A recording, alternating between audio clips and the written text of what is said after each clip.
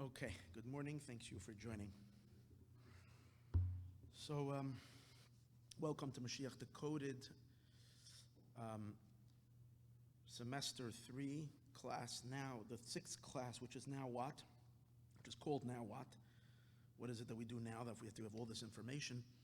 What's the avoda? This is the most important, crucial thing of all the classes. What is the avoda? And I think we're holding by class 6-3. Maybe even 4, I'm not sure. 6C or 6D, I was going to check it up right before, but whatever it is.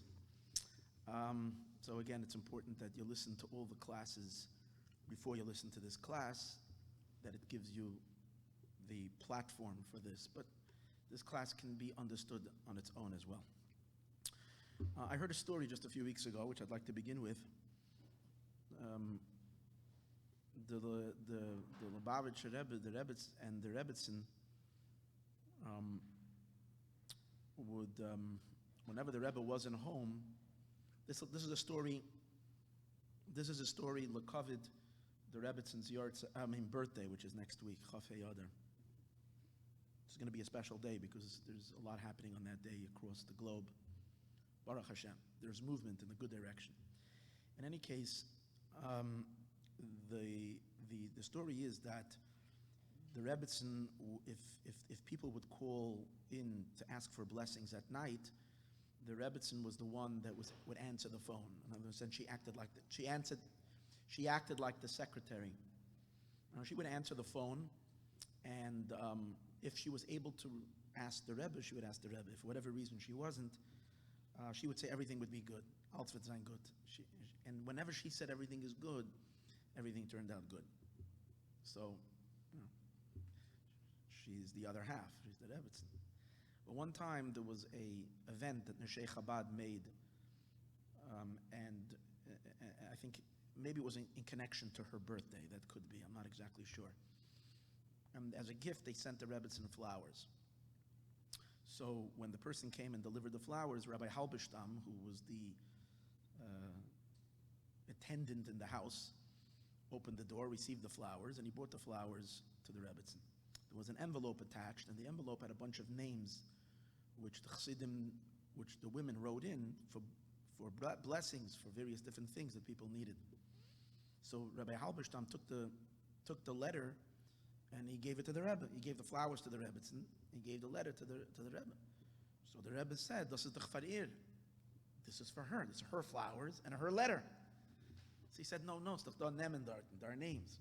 In other words, these are requests for blessing. This is a Rebbeische thing. So the Rebbe said, "Sie kann euch geben brachas." She can also give blessings. So he was thinking to himself that, okay, but it's not the same. The Rebbe said, "Nay." The Rebbe read his mind, said, No. Her blessings are just as good as mine. And then he was thinking, so what's the difference then? That was his thought, like if a blessing, so what's the difference? So the Rebbe said like this, on his own. Again, he read his mind, and he said, when she gives a blessing, she is mamshech. No, he said it first on himself. He says, when ich gebe a bracha, when I give a bracha, I'm being mamshech, I'm drawing from the source of mamalak al-alman. Mamalak al-alman means the indwelling light of God, which the indwelling light of God means that there has to be a container, there has to be a vessel. So the Rebbe said, therefore, meine brachas require avodah. They require service, they require work on the part of the recipient. And just because I gave the blessing doesn't mean that it's going to happen. The recipient has to make themselves a vessel to receive my blessings. She, he said, sie is mamshech von der Sheirish von Soviv Kalalman. She is mamshech from the source of Soviv Kalalman, the encompassing light, and over there it doesn't require avodah. That's what the Rebbe said. So in a sense, there is an edge to her blessings over my blessings. But yet, that being said, the Rebbe stole the Rebbe, and the Rebbe is the rebbetzin. So, which is coming to teach us that Soif Kol Soif, the Eibishter wants that our service, our connection to everything holy and godly should come during Avodah, through work. Things can happen on their own, but that's not the way the Eibishter really has pleasure and delight. From time to time, we need gifts. And we get gifts through the various different channels, through the rebbetzin in this case. But the main setup, the way things are set up, there has to be avodah. And that's ultimately to our benefit, because then things are absorbed much more b'pnimius, they become ours. And the same is true regarding this entire regarding Moshiach's coming to the world. We've been learning so much about what was said in the year 1991 and 1992.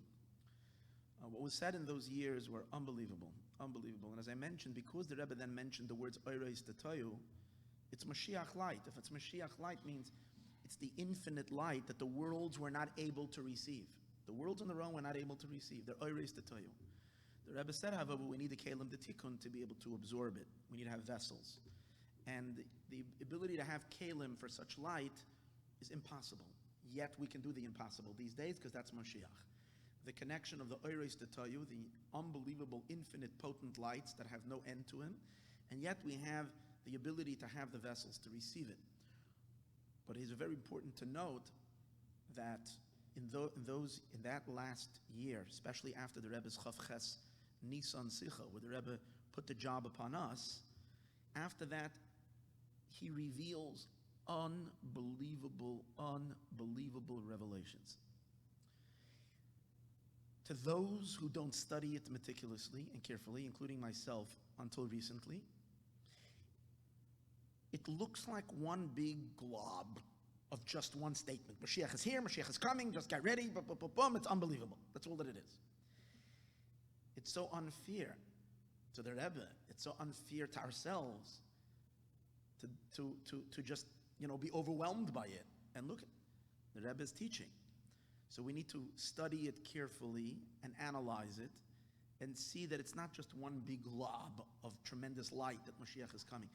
And again, as I mentioned, most of the world took a look and said, well, this I wouldn't understand. The Rebbe was speaking Himmelish and Yanim, boom, boom, boom, boom. We just shut down to the whole thing. This is the greatest gift. In that last year, there are revelations and secrets that have never been revealed to the world. The beautiful thing is that those talks were drawn into the world, and they are where the world is heading to. And therefore, every day they become stronger and more applicable, more true, more real, more of our reality. In other words, the fact that we might have chosen to ignore them and run away from them because they were too intimidating and scary and intense and wild doesn't change the reality that this is introduced into the world, and this is where the world is going. The Rebbe revealed to us where the world is at, the way he was seeing it back then. Now we're 27 years later, it's time to catch up. I have not understood these sikhs until this amazing Yid who made the book in Yanish al Moshiach, and he, I guess, spent years and years and years studying and learning and analyzing and comparing and seeing what was said. And when I'm learning it over here, I say, yeah, like wow, how did I miss this? And that's what I'm trying to share. So in today's class, we were talking about a few different stages that were revealed during that period of time. We were in the midst of the discussion regarding the second idea that the Rebbe introduced. There was 4 main chidushim during that year. Number 1 is that we have to uncover the yechidah shebenefesh that we spoke earlier and be driven lahavi li'moisa Mashiach. In other words, we have to make Mashiach our personal business, to bring Mashiach, that it becomes our responsibility. It's not something that we're doing for someone else. And that can only come, as we discussed in the earlier classes, when we're in touch with the spark of Mashiach that's part of Mashiach's neshama, which is one with the Eibishter. Mashiach, the Eibishter, and the deepest core of each and every one of us are totally one. So God's business of having a home in this world becomes our business. And then we become obsessed with Bias HaMashiach. We become obsessed with Dira B'Tachtainim. We become obsessed with the tiniest, minute mitzvah, and we're to the point of it's our entire existence, our entire life. This is the Nitzutz Mashiach. This is what the Rebbe demanded, or not demanded. He enabled us to live in that state, driven with this madness of personal identification with the Inyan that it's ours, that we discussed in earlier classes. Then the second stage, which we began to discuss last week, is the Rebbe introduced another idea. Not that we are now to uncover the nitzutz of Mashiach inside of us so that we're driven to the Geula. The Rebbe said we're actually living already in the time of Saf HaGeula, the threshold of the redemption. Mashiach has already come. In the words of the Rebbe Pashas Balak, it's an unbelievable revelation, which we spoke about last time. The Rebbe says, Ukvar ba, he came already. Remember we discussed, because I got to this part in the Sichos, I realized I went back and we gave a whole other class to show how the Rebbe's Besura Sagiyula wasn't just a Besura about something happened, but the Rebbe was actually saying how it progressed during the year of 1990 and 1991 to the point that you have already Moshiach Tzidkenu, who's telling the Jewish people, Higias Mangulaschem. We have two Besuras. We have a Besura coming, I would reference to earlier classes of class 5B, I think, or 5C, in which we discussed this idea of Besura Sagiyula being that these things manifested already. But Chiddush and Parshas Shabbos, Parshas Balak, and that's where we're launching off today. That year, Shabbos, Parshas Balak, the Rebbe says as follows. He said that Vakvaro B'Poyel, this year we've already seen the Flois Ami'idim, we've already seen Shezeh Shana Shemelech HaMashiach Nigla Boy. We've seen already that this is the year that Moshiach has already been revealed. Va'ad L'Shah, to the point, we've already reached not just the year, but the actual time, Shemelech HaMashiach Ba, that Melech HaMashiach Ba, and he told the Yidden, Higias Mangulaschem, and Va'ad La'achraz, until the actual announcement, Hinegzeh, where you can point with your finger, Melech HaMashiach Ba, as I discussed with you last time, all the midrashim of the Rebbe is referring to, these are very real things, Shekvar Ba, that he came already. Hainu sha'oimdim kvar al safas cholas Yamois HaMashiach. The Rebbe is saying a whole new chiddush over here. We're actually at the beginning of Yamois HaMashiach. So here's the thing, there's no going back after you're already in Yamois HaMashiach. It's just that what? If we're not paying attention, it's possible that we're not aware of it, and that's why I began with the story. The story that I wanted to say is, the Rebbe wants to, and this is the Eibishter's plan, that's why the Rebbe is doing this, the Rebbe wants that we should be active participants and not just passive recipients of this whole thing, beneficiaries. And therefore, even this that we are now at the beginning of the days of Mashiach, and we have to start living in the consciousness of Geula as if Mashiach is here already, not just as if make-believe, because it really is, even that will only come to us through avodah. In other words, it requires us paying attention, learning, studying. In other words, this is called a Chabad approach. Chabad approach means it's not going to be given to you as a gift on a silver platter. And that's why the Rebbe is a Chabad Rebbe.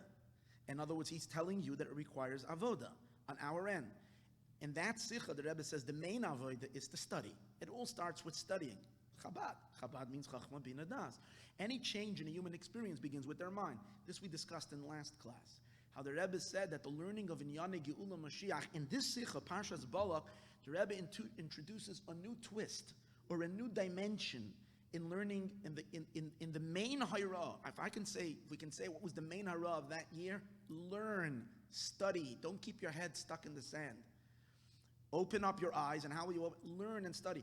But in the earlier weeks in Parshas Tazri Amitzayra, when the Rebbe introduced the idea of learning Geula Mashiach, over there the purpose was, by learning it, you're going to make it happen. You're going to bring Mashiach. Here the Rebbe introduces a whole new dimension. Not learn to make Mashiach happen. Mashiach is already real in the world. Learn so that you can start living in the reality that is already happening. See, it's a whole new chiddush. It's a whole new idea. And this theme keeps on occurring and reoccurring throughout the entire summer. It starts in Parshas Balak. It didn't exist before that. Because it didn't. See, the Rebbe at that point is taking us from Golos to Geula, mi Goyla to Geula. We missed the boat. But the good news is that this is not a one-time shot. This is a reality. The Rebbe spoke about reality. This has happened already. In other words, in the inner reality of the world, this is true already. This is real. It's not yet in the external crust of our experience. It's not there. Okay, that's the little bit that's left for you to do to allow that to happen. And it's going to catch up with you, because the longer we're sitting with this Moshiach, marinating in Moshiach's emes. I don't want to use the word marinating because that implies a reality that's coming from the outside. Here we're talking about a uncovering, a truth that is revealing itself. Achdus Hashem, the unity of God that's beginning to bubble and reveal itself throughout all of existence. The more time passes, the thinner the block is, and it's easier for us that it finally clicks in our minds. So what I'm saying is that it's going to catch up with us no matter what. The question is, why should we be lousy participants that so much has to happen already from above until we can finally wake up? We still have a few seconds left, maybe, hopefully even less than a few seconds left, but the tiny bit left that we can do our avoda to be an active participant in this reality. And what does the Rebbe demand of us during this time? What not demand? What is he telling us that we are able to do these days that we've never been able to do before? Since now we're already beginning of Yemei Mashiach, we can start living in the Geula. And remember, the first thing necessary to do that is to learn. And the Rebbe explains actually in the Sikha, when you learn it in your mind, your mind becomes filled with this truth. It begins to impact your heart, and your heart and emotions spill over in behavior. And then a person becomes thoroughly a Moshiach being. And then you'll see the whole world around you from Moshiach's eyes, and your entire perspective in life is Moshiach. And more than all of that is the spark of your neshama, that's Moshiach, will open up to you, for you to experience. And then you're living in an entire... But here's the thing, you're not living in an extraordinary way. You're living the emes, that's the reality. Everybody else is still lagging behind. But that doesn't mean it's because people are still stuck in kind of an imaginary galus that's breaking, that's giving away. Still be stuck in a galus, like the famous statement, you can take the Jew out of the exile, but there's another thing to take the exile out of the Jew. In other words, mitzad the world and mitzad where we're holding, the Rebbe says we entered already a chiddush, saf hagiula. We're already the beginning, hascholas yemois mashiach. This is a game changer. This changes everything. So in last class I discussed, so what are the practical implications to that? So last class we went through the next week after this, 2 weeks after this was Parshas Matos. No, the next week after this, no, actually it was that week itself. Parshas Balak was Yud Zayin Tammuz. It was the 17th day of Tammuz, which was a fast. So this whole chiddush that the Rebbe introduced then was a change of attitude regarding the 3 weeks. That the 3 weeks are no more seen anymore as times of darkness, of galus, but rather already as the construction of the third Beis Hamikdash. And there's no more tsar and avelus. And I spoke to you when I gave the class last time. I was telling you how the Rebbe's Hanhag himself changed regarding Tisha B'Av, and regarding there was singing during the 3 weeks. There was, and even on Tisha B'Av itself, the Rebbe on Shabbos sings the Hakafanigan of his father. And then on Matzah Simchas Torah, I'm calling it Simchas Torah already. Matzah Tisha B'Av, he right away starts. Imagine that Matzah Tisha B'Av right after Ma'ariv, he starts his father's Hakafanigan. But that's easy. Why am I saying it's easy? Because 3 weeks, and it's only 3 times. It's only a little piece of the year, and during that time to live, and we would love to be able to be happy, and we don't have to go through that darkness. So that's nice. But what I want to talk about today is practical avodah. Did the Rebbe give us guidance how we can live Moshiach in daily life? So the answer is, of course, he did. And let's begin with one of the crucial ideas. I'm going to try to share with you 3 or 4 things that the Rebbe gave us that summer. It's mainly from Balak to Simchas Torah. It's in that whole summer period of Elul, and there's like what the Rebbe reveals to us a whole new level of avodah that was never available to the Jewish people. And that is the avodah of Yemei Mashiach. And the Rebbe told us how we can live that way daily. It's mainly it's a change in attitude, and that one change of attitude affects our individual attitude to individual aspects of life. So let's begin with the first thing. When Mashiach will come, we understand that one of the primary ideas of Mashiach is kibbutz galuyos, the gathering of the Jewish people. But the gathering of the Jewish people doesn't only mean physically and geographically. The gathering of the Jewish people means we are gathered together to become one. And therefore, one of the fundamental principles of Yemei Mashiach is Achdus Yisroel, is that the Jewish people will be unified. We know that we have a long history. We're wonderful people. We're incredible people. But there's been a lot of strife, and a lot of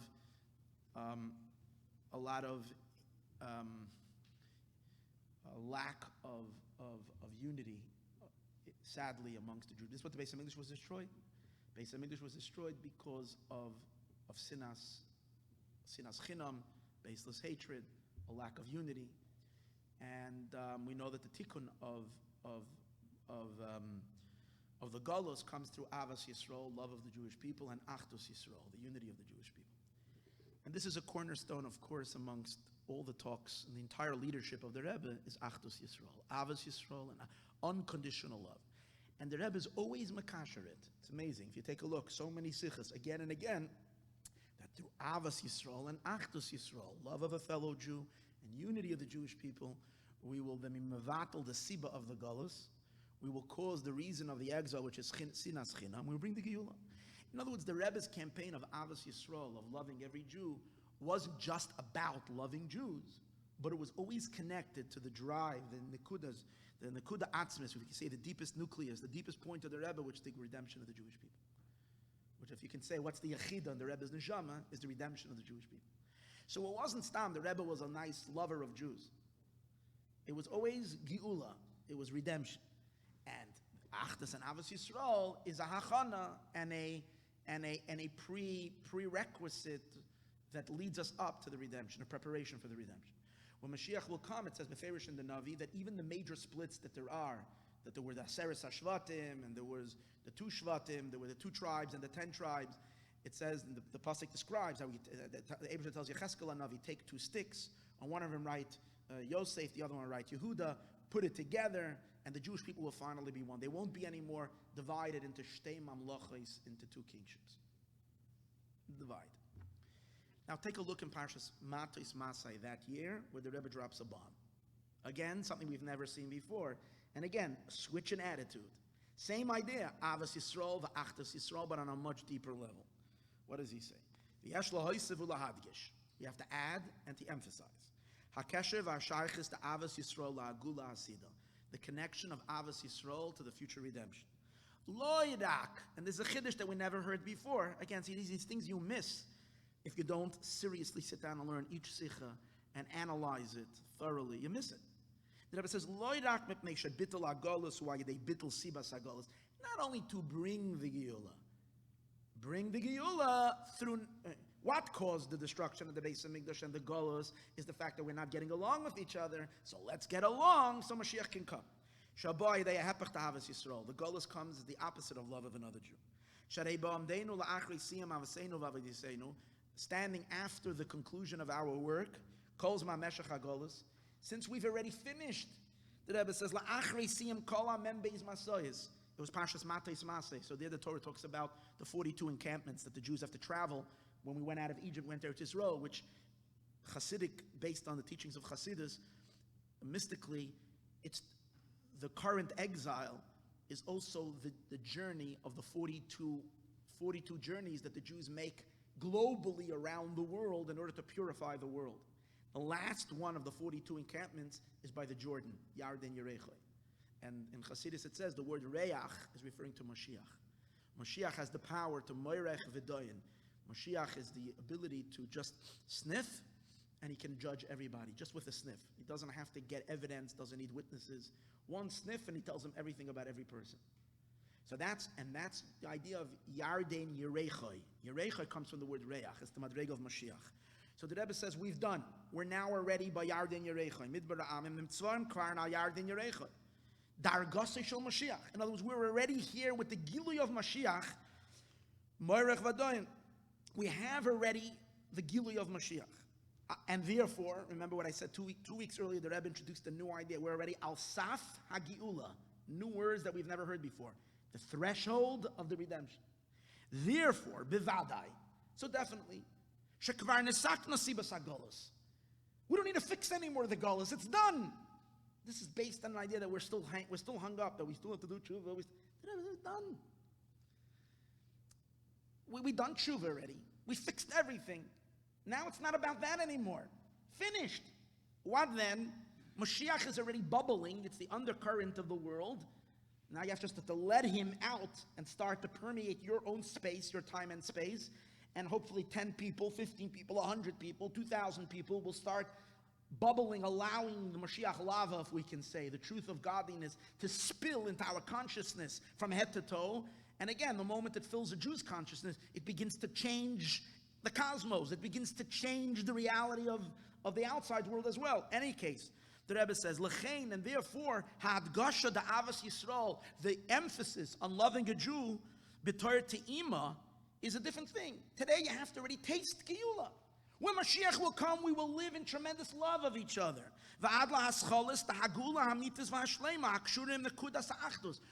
We're already the beginning, since this is already the beginning of the Gula Amitis Vashlema, of the complete redemption.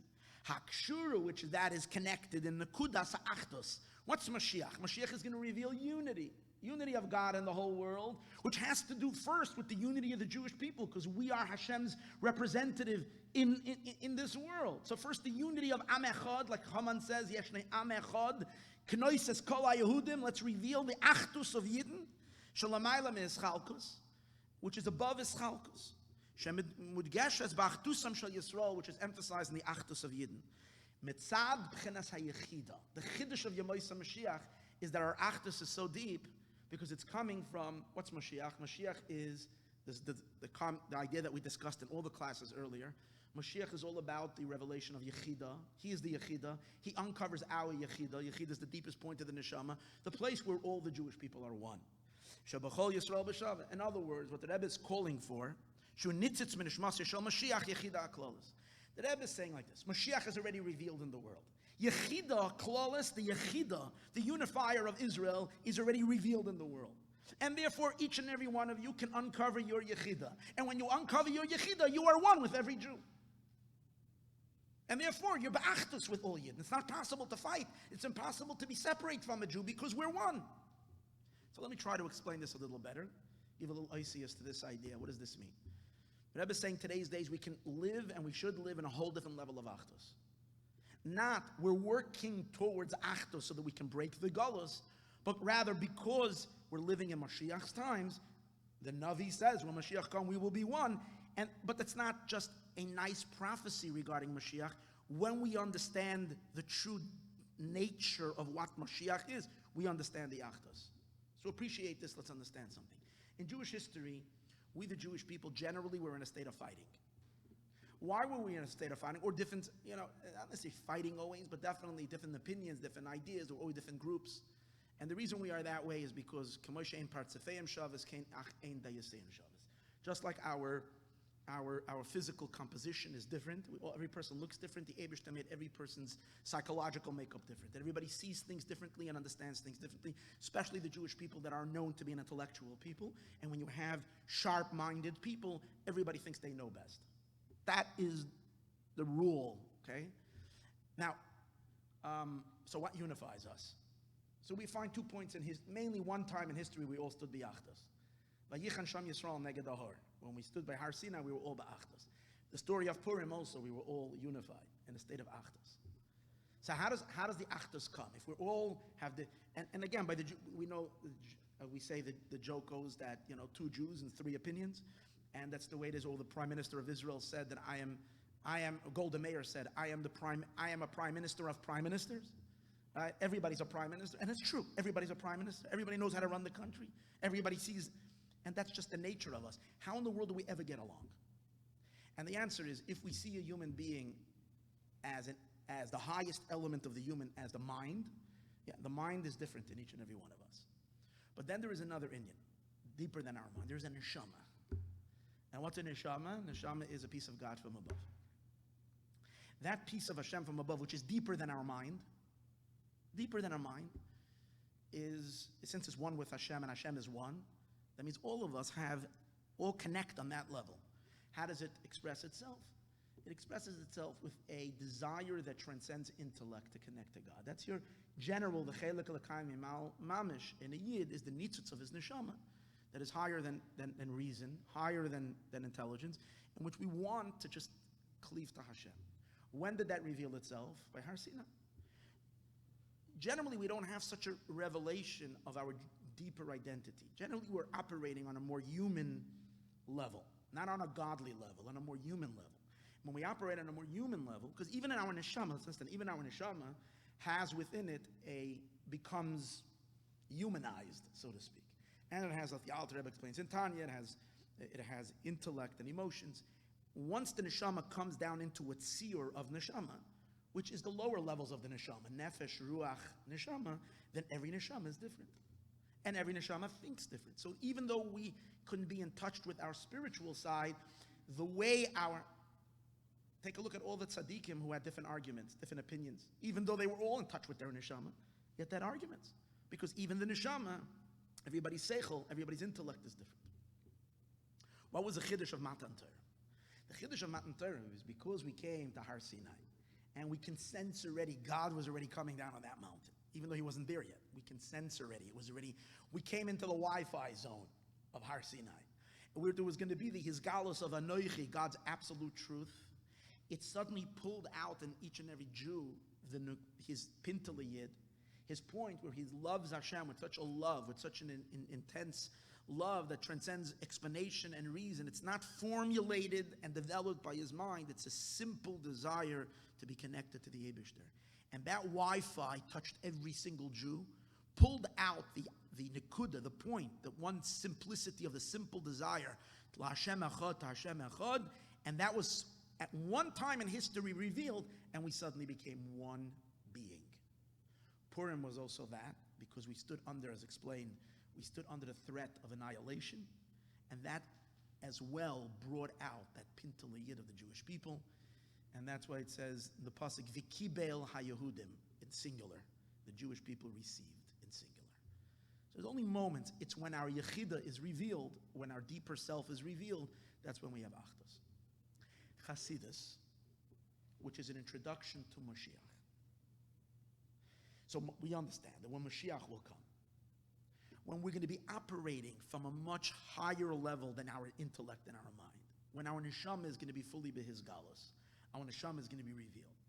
When even though we're still going to have minds and we're going to process everything through our intellect, we're still going to be driven and in tune with a drive, with that fire of our neshama that is going to be fully manifest in us, with a love to God that is beyond everything. Every Jew is going to feel that. And therefore, we're all going to be ba'achdus when Mashiach comes. And those the differences that we have intellectually and in our minds, even though they exist, don't play in a role of how we see each other. Because we feel in each other how you aren't just another side of me, and I am you, and you are me. We're all one. We're all one neshama. That's when it can be when Mashiach will come. Chassidus, for instance, the Baal Shem Tov. Since the Baal Shem Tov was already the introduction to Mashiach, he was the beginning of Mashiach's light. And what was the idea of the Baal Shem Tov? Was to be Megala, the Pintal Yid of every single Jew. That's why Chassidus emphasized so much Avas Yisroel, which means, let's take a look, the Baal Shem Tov took off the glasses that all the Jewish people wore till that time, and the Baal Shem Tov put on or gave us Chassidic glasses, Mashiach glasses, and suddenly we started seeing Jews very differently. We weren't measuring Jews based on their external level of commitment. This guy knows Shas and Poskim, he's very, very knowledgeable. This guy knows is less, so this guy's more a greater Jew, lesser Jew. That's because we're analyzing everything not from, we're looking at our evaluation of Judaism and connection to God is external. External means looking at behavior elements, levels of human element of the Jewish experience, not at the godly soul, not at the neshama of the connection. Since Moshiach is the permanent revelation of the soul connection. So the Baal Shem Tov says, Al Tabet El Marei, look at a simple Jew. He might be so simple this, but you know when he says Tehillim, there's that Pintal Yid, and that the Eibishter cherishes, and it's so beautiful, and it's so lovely. Halavai, the big Talmud Chacham, the big scholar, should be able to touch, should be connected with the depth where that simple Jew is coming from. So the Baal Shem Tov helped us reveal our Pintal Yid. And that became the cornerstone of Chassidic life as a preparation for Mashiach. But it reached a dimension like never before when the Rebbe became Rebbe. Because as great as the Baal Shem Tov came and revealed in Yidden the Nekuda Pnimius of every single Jew, still in the days of the Baal Shem Tov, you didn't have what you call real secular Jews. You had Yidden that were simple Yidden, but they still were God-fearing Jews. They came to shul. They didn't know how to daven, but he said kukariku, but he came to shul.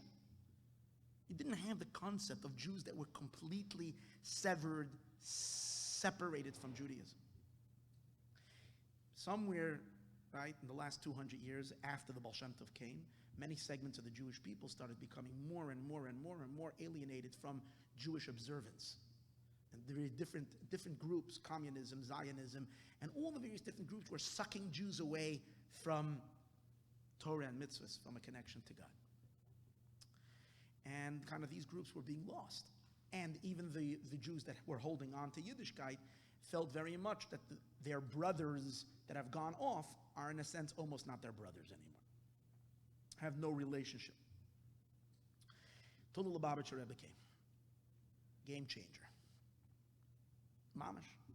Came to the world and introduced the Chabad Miftzayim, the Chabad operation, which started small, and today it's global. And today it influenced all types of Jews, and what's called Kiruv in the rest of the world, where it doesn't make a difference what a Jew looks on the outside. You love every Jew, and you reach out to every Jew, because why? Why? Because what the Rebbe said, the Rebbe's major chiddush. The Rebbe said, I don't care what the person says, thinks, or even believes. That's not his true being, his or her true being. His or her true being is the neshama, and therefore they are connected to God. Yisroel, afal pi shachata, Yisroel.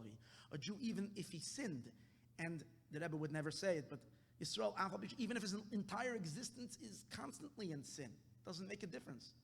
But deep inside, deeper than what his consciousness is, than what his experience is, there's something much deeper. And what's that? That's his pintali yid. And that he too wants to connect to God in the same way you want to connect to God. And maybe even stronger, because his neshama is so isolated, not giving expression to it. And therefore you can go to a Jew. You don't have to teach him about Yiddishkeit. You can make believe this guy has been as holy as you, has been doing mitzvahs all his life. You can immediately do a mitzvah with him. You can immediately put him into a sukkah, even though he wasn't Rosh Hashanah, Yom Kippur, and Shul. You can immediately put him on tefillin. You can immediately go to this woman, light Shabbos candles with her, because she is a godly being, one with Hashem, who loves Hashem and wants to do everything, even if every aspect of her being, intellectually, emotionally, and in behaviorally, is antithetical to all of that. Doesn't make a difference. And that was the Chabad message to the world. That is the Chabad message to the world, which changed the world. I was sitting here Shabbos, and there was a Yid by the Kiddush sitting here on Shabbos. And he was telling me, he was talking about his family. I asked him where his family comes from, this and that. Telling me from Poland, whatever. I asked him for Chassidim. He said no. And he started telling me, he says, I don't understand. He says, a really big Kiddush. He says, how come today's days we have so much kiruv? Chabad does unbelievable in so many organizations. How come between the First World War and the Second World War that wasn't going on? Jews were like falling right and left. And they were going into all the various different things were pulling them. Into various different isms, as we call them. So many. Why? What was it? And so he gave me an answer. He was saying, because then there was something to fight for that can replace Judaism. There was communism. There was Zionism. There was things that people can take to replace their passion, the Jewish neshama with something else. Today, all that doesn't exist. All there's left is materialism, and that doesn't speak to the Jew, which is right what he's saying. But there's something much deeper. The reason why there was no kiruv in those days, because there was no Lubavitcher Rebbe in the world. That's the answer. The answer is you need a Lubavitcher Rebbe whose inyan is he uncovers the yechida of the Jewish people. He uncovered it even deeper than the Baal Shem Tov. I mean, he's furthering the Baal Shem Tov's message, but the Rebbe is bringing it to an extreme revelation like never before. And once the Rebbe revealed the Yechidush Eben Nefesh of every single Jew, so all the externals are pushed away because we're operating from a different place. We've exposed the Yechidah. And why is he able to reveal it? Because he is that Pintele Yid of the Jewish Neshama, of all the Jewish people. That's him. And therefore he sees it in all the Jewish people. And that's the reason why he changed it. He changed our approach to Jews, not just Hasidim followers of his, of course, but even those who don't follow him, and even those who maybe at this point don't recognize yet his extraordinary leadership, yet still follow in his ways and recognize that doesn't make a difference. You meet a Jew on the street, you can actually do with him a mitzvah right away, because that Jew is also a Jew. Because a Yid, every single Yid is a chelik l'kaim ma'al mamish. So why didn't it happen between the first two worlds? Because he wasn't operating then. There were Taka Lubavitcher Rebbe's then as well. But to this level of revelation, of Giluy HaYechida, this is the Rebbe's Inyan. So there's a beautiful story which illustrates this. I think it was Reb Zusha of Anapoli. You see, it's really coming from the Baal Shem Tov. But it took 7 generations until the generation of Moshiach for it to be fully activated and manifest. I think it was Reb Zusha of Anapoli that once came to a town. It was definitely one of the Talmidim of Baal Shem Tov, but I think, again, one of the Talmidim of the early Chassidic masters. And the people came running to him and begged him. They said, there's a guy that they're looking, usually we come to a tzaddik for a blessing. This time they came to a tzaddik for a curse. They said there was a yid in this town, Nebuch, that went off the way. And he became very friends. He became friends with high, important people in the non-Jewish world and Gentile world. Became so disalienated from Judaism, and he makes terrible tsaras for the people. He's a real troublemaker, and we don't know what to do with it. And our lives are unbearable. And therefore they're asking, please, the Rebbe should curse him. And we'll do away with him. Do away with him. So this tzaddik said as follows. He says, he started explaining to them what's going to be when Mashiach will come. Mashiach will come, and Jews will gather from the entire world. And it will be tremendous return to Eretz Yisroel. And the honor of the Jewish people will rise unbelievably in the eyes of the whole world.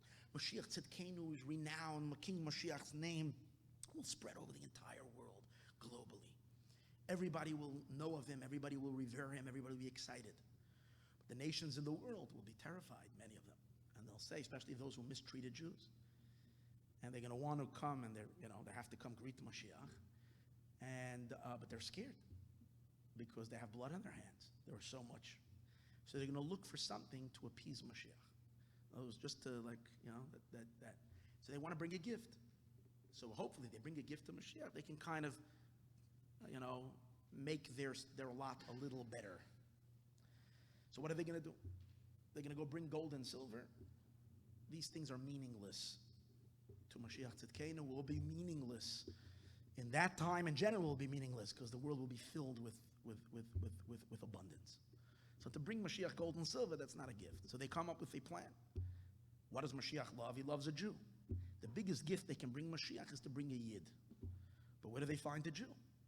All the Jews are going to go to Eretz Yisrael. And even the Jews that have alienated themselves from Yiddishkeit, even the Jews that have gone astray, when the shofar shel Mashiach will blow, we know the Jews will come back. Uvo ha'ovdim be'eretz Ashur. V'anidachim be'eretz Mitzrayim, those that are lost in the land of Syria, and those that are cast away in the land of Egypt, they too are going to come back. So everybody's going to, so where do they find a Jew? Going to make a do b'dikas chametz, look around everywhere for a Jew. But they're going to find a Jew. You know who they're going to find? This Jew. This Jew, even after Mashiach comes, and there will be such, and the Jewish people will be in such an elevated state, he became so far goyished. I mean, he became so assimilated into the Gentile way of life that he doesn't want to identify with the Jewish people even after Mashiach comes. So what are they going to do? They're going to grab this Yid and they're going to put him on a beautiful wagon, and he brings a pasuk where it describes how the nations are going to bring gifts to Moshiach. Who's going to be the gift? The gift is going to be this Jew, and they're going to pull him and put him on and bring him to Moshiach. And that is going to be the biggest delight to Melech HaMashiach, when he's going to see this Jew, and Mashiach is going to receive him with the greatest love and the greatest joy. So Reb Zusha said, the matana, this Yid, who is going to bring such simcha to Melech HaMashiach, you want me to curse this Jew? It's a story. It's a nice story. But it really says everything that we've been talking about today. What's Moshiach? Moshiach is the person who can see in the Jew that even after Moshiach comes, doesn't want to hear from it. Jews that are so, like today's days, now you see Yidden that are, fight against Israel, support BDS. Like where's your Yiddish hearts? Like, what's with you? How far can you be? It makes us go crazy. Like these self-hating Jews, so far off. But these are the gifts from Mashiach. These are the people that Mashiach will love. And will bring him the biggest simcha when they will come back to him. Because he sees in them their deeper emes and their truth, that they're committed to God in the same way like Moshe Rabbeinu is. Because a yid's b'pnimius, a yid is a chelik l'kayim al mamash.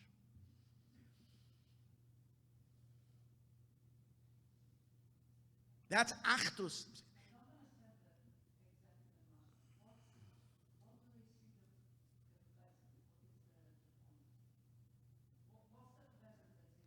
They're bringing a yid. They're bringing a yid to Mashiach, saying, here's a Jew who got lost and is amongst us, but we know you want him, so we're bringing him back to you. But the point that I'm bringing out of it is that the fact that that's a present for Mashiach, and Mashiach doesn't say, oh, that's garbage. I mean, a guy who, after I come, I'm already here, my light is shining in the whole world, and he still doesn't want to come close, that's a sign that what? That he's below repair. This guy became so darkened, the klipa has become so saturated in his being, that what? That it's hopeless. This person can be discarded. Not to Moshiach Tzidkeinu. Why? Because that's the idea of Yechida. Yechida means that a Jew, in essence, is a piece of Hashem from above, and that can never be destroyed. And only Moshiach Tzidkeinu sees that. Right? And that's the Achdus.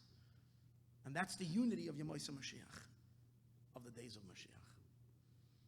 Oh, but to take it even one step deeper, perhaps, based on what the Rebbe reveals even later in Parshas Toldos. Again, this is what I quoted to you was from Parshas Matlis Masei. But when the Rebbe reveals in Parshas Toldos, the Rebbe reveals that the real inyan of Mashiach is not even Yechida. Yechida is like the highest level. We always speak about Yechida Shebenefesh. The Rebbe says the real amitas in Yanei of Mashiach, the true meaning of Mashiach is not Yechida. Because Yechida is only a name of the Neshama, it's not the Neshama itself. The true inyan of Mashiach, the Rebbe says, and of the Nitzutz Mashiach that's in every Jew, is that a Yid is one with Atzmus Mohus Mamish. That a Yid is Mamish, one with God himself. What's the difference? Yechida means I'm devoted, I'm dedicated, and I'm willing to give everything for the relationship, even my very being, even my life. But I am still me, and I want to connect at all costs. Deeper than that is that a Yid, that a Jew is one with God, is Eibishter. At our very core, we are Him. Not we want to be close to Him, not even wanting so much that we're willing to give everything, that this becomes the most precious thing in our life, or entity, or most meaningful thing is that we're connected to Hashem. No, even deeper than that, we are Him. If that's the case, then this really also means that our achdus, that's going to be when Mashiach comes, which is even deeper than Yechida, doesn't only mean that we care about Jews.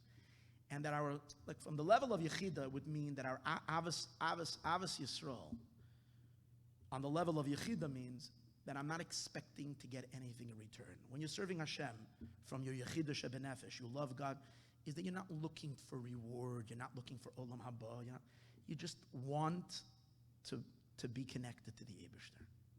And the same way, when you realize that every Jew is a piece of God, so you love every Jew to the point that you're not expecting anything in your return, and you're ready even to be Moser Nefesh for another Yid. And the Rebbe taught us to live that way, to be Moser and not to expect things. You're going to get back from him. You love Jews unconditionally. But now we're talking about something even deeper than that. Not just to love Jews unconditionally, but just like we spoke that when it comes to bringing Moshiach, we said that the ultimate is galus of the Nitzutz Moshiach inside of us is that we are the Eibishter, and therefore His desire is our desire. It would mean that our love to another Jew is that their issues, their needs, is our needs. Not what we're devoted to it with tremendous devotion, even at the cost of everything. No, their need is my need. It's my need. It's not their need. It's my need. Like I gave the example of Rabbi Aryeh Levine when he came to the doctor, and he said, her foot, about his wife, her foot hurts us. It's that every Jew's life needs, and whether it's spiritual needs or physical needs, is my need. Now, obviously, to live that way with every Jew all the time is who we kidding? To be able to be in that state. Since the Rebbe, however, says to us that today's days, we are already in the beginning of Yemoisa Mashiach. And this will be our reality when Mashiach comes, and therefore we should start living that way today. Perhaps as an exercise, maybe we can try something like this. And I would give this as practical thing. How about if we can at least think about another Jew once a day? Once a day. And about a need that someone needs, and in a way where it's not their problem, it's my personal problem. Their need is not, so usually you feel like when you're doing something for someone else, you know what? I tried hard. I made 10 phone calls. I tried. Yeah, but if it was your problem, you would make the 11th call too. And even the 11th call wouldn't be enough. If needed, you would make the 12th call as well. Why? Because it's you. For someone else, how much am I devoted? I'll make 10 calls. I did 11, beyond. And I've displayed, I almost ruined my whole day because I'm busy helping that person. But imagine if the other person is you. So you'll say, what happens? Okay, so if I do this, let's say if we don't even do it once a day, let's say we do it once a week. For one Jew, once a week. So say, oh, come on, that's only one Jew once a week. Doesn't mean living like this. The answer is, since reality is like this already, this is the truth. The problem is only that we are still living in our gullus warped minds. If we at least allow this Moshiach truth to express itself in one action, once a week, let's say, you're living in that emes. At that time, you're living your truth. You'll see that automatically the gullus separations and disconnections that we have from other people will automatically fall away, and it will click, and we will click into Mashiach consciousness. In other words, throughout all the generations, it wasn't possible to love a Jew like this. And if you chose to love a Jew this way, you were Superman. You were like living on the deepest level, only the highest tzaddik, but you were living outside of the times. You were living like Moshiach came already a few hundred years earlier. So you're not living in reality. You're living in a higher, deeper reality that's not. But what the Chiddush the Rebbe is saying is, this is reality already now. Now we all have to just catch up with it. So therefore, if we make an action to live that way, at least to care, let's make it a habit. Once a week, once a day, whatever it is, that you care about someone else to the point is that you're caring about yourself. And their need, whether it's spiritual, whether it's a physical need, becomes your problem. And when you live that way, that's what we start living. So this is what we're saying, living with Mashiach's coming is difficult avodah. We're not talking over here just slogans and flags and making statements. We're talking about truly absorbing and hearing what the Rebbe is saying. He's saying live because Moshiach is here already. This is the way you are all going to live once Moshiach comes. We can start doing it now. Let me add one more point. That is another illustration of living in Moshiach's consciousness that the Rebbe mentioned during that year. In Parshas Kiseitza, there's an amazing one in Parshas Ve'eschanon Ekev Re'eh, but it'll be too much to explain all of that now. So even though I was planning to, I'm going to skip over and I'm going to go to another very amazing attitude change that the Rebbe was empowering us to live with. In Parshas Kiseitze Kisavai that summer, the Rebbe then introduced and he said that Kiseitze represents the time of exile, because we're going out to war. Kiseitze l'milchama, we're going out to war. It represents the battles that we have in our life. We're living in a world that's not holy. We're living in a body that's not holy. We're living in a world full of Yetzer Hara, and we battle to try to get something holy and godly through in our own experience, in our own daily living, and also in the world around us is always a battle. And it's tough. And what does it do? It really causes exhaustion, because you feel that you're fighting, and it's an uphill battle, and you're fighting, and you get very very tired. So work, it's exhausting and it's tiring. The Rebbe says, Parshas Kisavai, it represents already Kisavai. When you will come, it's already the days of Moshiach. You're coming Ela Aretz, where the world will already be filled with godliness. And all you can experience is tremendous thanksgiving to God. You bring Bikurim, and you're thanking the Eibishter al Kol HaTorah. That's already post-Moshiach life. The Rebbe says, only this year, Tarshenun Aleph, that since Kiseitse and Kisavai are so close together, it means that in the end of Golus, that we can already bring Kisavai into Kiseitse. That even during the time when the Golus, the war of exile, might still be raging, we can already live in the tranquility and in the menucha that there is of Yemoisa Mashiach. And what does that mean? What does that mean? And he says, let me just read it for you from inside. The meaning of this life living. He says, Kiven she Yisroel am chelek havaya Yisroel v'kudshu b'richu kulachat. Since Yidden are one with the Eibishter, hem l'mayla legamre meshaches l'metzias ha'olam. Yidden are completely above the existence of the world. Ula'avoida ba'olam. Since you are one with the Eibishter, especially the nitzutz Moshiach that's in you, that's one with the Eibishter, you're above the world. V'yiridasam la'olam ba'oifin shel yitzia l'tzayrach avoida debirer ha'olam. When we go out from our true place and we go to fix the world,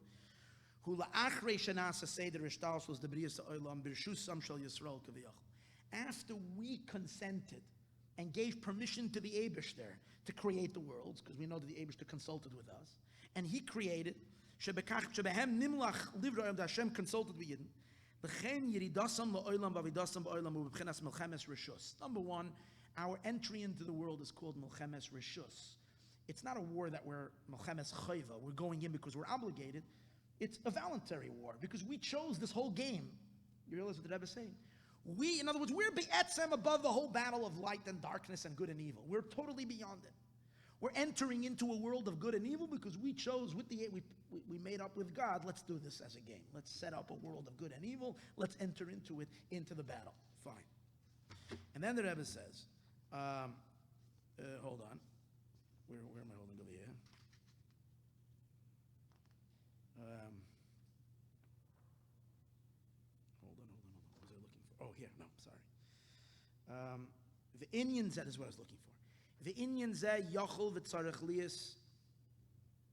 Alpia Amar. Let me just read this. This is on Sif Yud, Perek Yud, page 802, Sefer Asichas Tafshinun Aleph. Shavoida v'ascharim yanim echad. That the avoida and the reward is all one.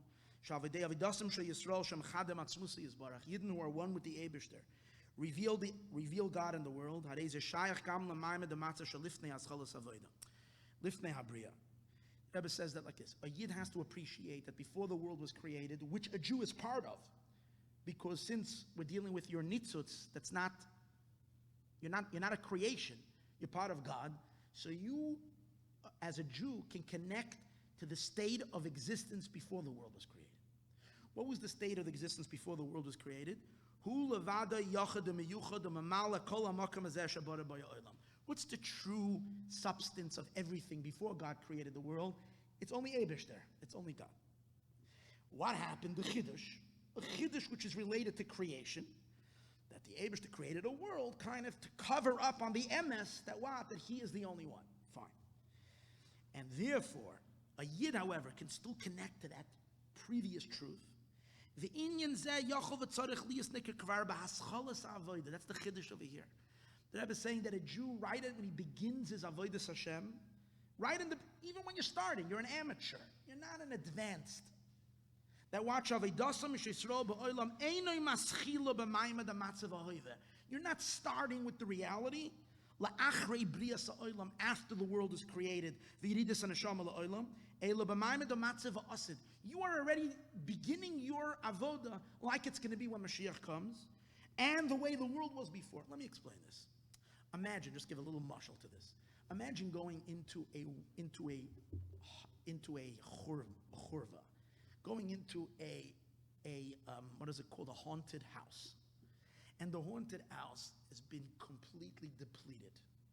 It's been broken. And there's spider webs, and there is mice, and there's rats, and there's a horrible stench, and the walls are covered with gook coming from whatever animals have done on the walls.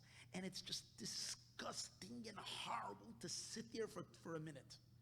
And you have to walk through this place, and you have to remodel it. You were given the job of remodeling it. And every turn that you're working, some other horrible looking cockroach is you're ready to encounter it. So you're walking, and you're so tense. Imagine the tensity. You feel tremendous tense because everywhere, you don't know what's lurking in the next corner, and you're doing your work. You're sitting there with that, first with the vacuum cleaner, and you're getting rid of those cobwebs and those things, and then you have a whole team with you, and you're scrubbing and you're cleaning, and then you're beginning to plaster it and put paint. And imagine, after a long it took you a couple of months, you renovate this palace, this haunted house, and it becomes a magnificent, beautiful mansion. Really, really beautiful to live in. But you understand that the work inside of it is tremendous, has tremendous stress. Because what? Because you know that what? Because of the horror that you're up against. And sometimes you make an attempt to go somewhere into a certain corner of the place, but then there is something that scares you so much and you run away from it. And you decide, I'm going to leave that for last. That's like the downstairs basement storage room. Like it's this place you're terrified to ever go there, but eventually you muster up enough guts and you get enough help. You go in there and you finish the place, and God's gewaldig. It's beautiful. But again, we can understand the tremendous anxiety and stress and the exhaustion. You need vacation every 3 weeks to take a break from this because it's too much. Now imagine if you're invited to the most beautiful mansion, and it's gorgeous. It's amazing. And then it's, Jews don't do this, but let's say it's Halloween time, and they decided to turn that house into a haunted mansion, and they go and they put all these, but it's really not real. It's just an external facade that's put on top, and really it's just a Hollywood, what is it called? A Hollywood set. It's all and they put it all over, all this garbage and all this stuff. And you've seen it the day before, but you're walking, you can't believe your eyes. It's the most frightening, scary place. And you need to now turn this place into the mansion. It's not stress at all, because all you need to know is you just give a little peel, and you give a little peel, and the thing comes crumbling down, and all those spider webs, and all those mice, and all those rats, they're not real. It's all just part of the Hollywood facade. And you're just walking, and imagine if all you have to do is just touch something, and the wall turns back to what the wall was. So as intimidating as it might be, but you walk because you have the confidence, because you know what it was before. It's not like the people that are coming in who don't know what it was yesterday. You've seen it in its glory, and you know what it's supposed to look like. You walk in, you do what you need to do, but you're doing it in a state of tranquility. So in Parshas Kiseitze, the Rebbe says that since we're already living with the Hizgalos of Nitzutz Moshiach inside of us, that is one with God, therefore already b'hascholas ha'avoid, usually we can say that it takes a big tzaddik that's holding already after 10, 20, 30 years of dealing with the Yetzer Hara and darkness of the world, that he comes to a place where he realizes that it's all sheker, and it's all lies, and he doesn't have to be afraid, and he does his work, and all the klippas fall. That's a big tzaddik. But a regular person goes through all the hardship and all the difficulty of the struggle. The Rebbe is saying in Parshas Kiseitze that we shouldn't get exhausted by the work that we're doing to finish cleaning up the gullus and getting rid of the stuff, because you're above it. Why are you above it? Because you're in tune with what it was. You as a Jew are connected to reality as it was before God created the world, where the entire existence, where all this garbage and junk happens, this very space is filled only with the infinite, delicious light of the Ein Sof of God.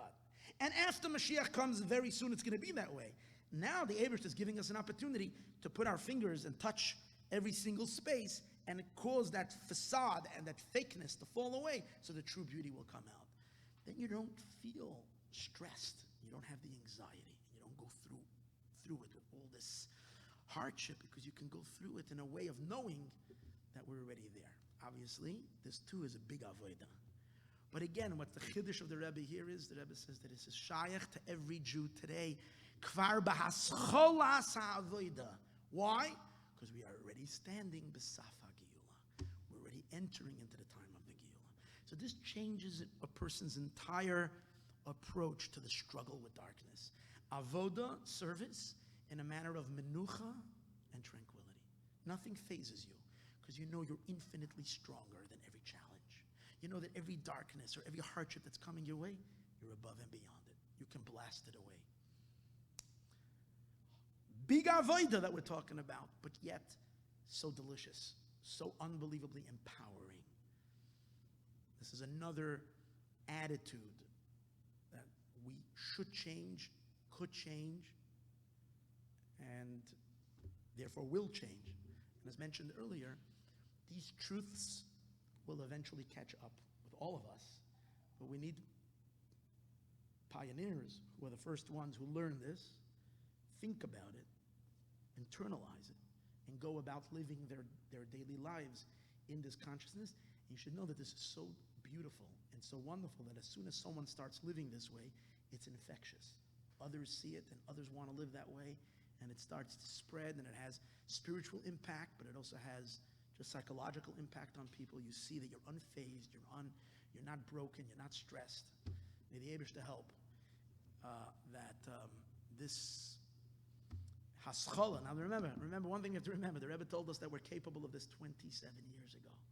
Imagine how much more capable we are right now, based on the idea that Moshiach every day becomes stronger and stronger and stronger in the world. So we have the ability to live in this godly Moshiach state. Okay, Be'ezus Hashem, next Sunday, Moshiach Decoded, 9:45. Hopefully in the Beis Hamikdash HaShlishi. Just one thing, let me just shut the...